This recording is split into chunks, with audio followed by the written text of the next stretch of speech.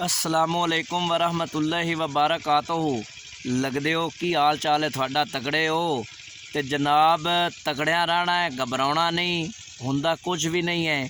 तो अज दी ज़रा गल छोटी जी है, तो गल इंज है भी हर इंसान नू जिंदगी दे विच कुछ ना कुछ दुख ते परेशानियां मिलदियां ने, ते उन्हां नू जनाब ना जदों दुख या परेशानी आवे ना ते घबराना नहीं चाहिदा, ते बड़े चंगे अंदाज नाल ते सोहणे अंदाज नाल उनदा इस्तकबाल कीता करो।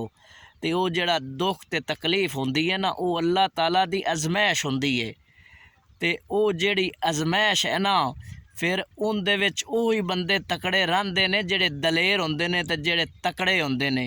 ते इस वास्ते कोई भी मसला, कोई दुख, कोई तकलीफ जिंदगी च आ जावे ना, ते घबराना नहीं, हुंदा कुछ भी नहीं। वेला लंघ जाता है तो गल्लां उत्थे ही खलोतियां रहिंदियां है।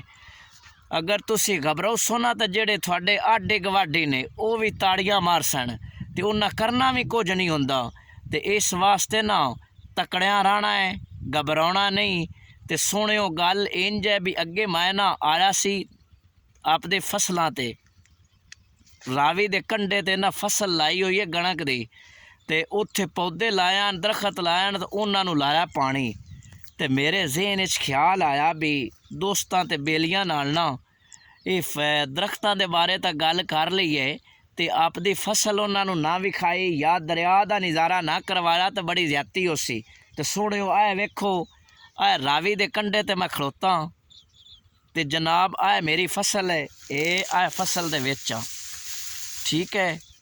ते ये जनाब फसल हो गई, तो ये आए दरिया का कंढा है, वेखदे पे हो। तो ये जिहड़ा दरिया रावी है ना, ये अज इंज मौज च है, इंज लोरे च है, इंज चस च है, जिमें गर्मियां दे विच ठाठा मारदा है ना, अज भी ज़रा जिहड़ी इहदी कंडीशन है ना वो ही खलोती है।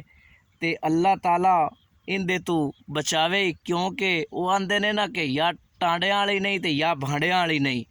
इनका मतलब ये है कि जदों ये आपदी मौज मस्ती चुंदा है ना दरिया, ठाठा चुंदा है, लोरियां चुंदा है, तो या ये पार वालियां नूं लई जांदा है, तो या उलार वालियां नूं लई जांदा है।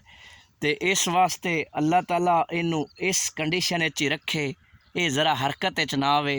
तो दोस्तों अल्लाह थानू खुश रखे, ते चंगे रहो, चंगा खादा पीता करो, ते परेशान ना होया करो। अल्लाह निगेबान।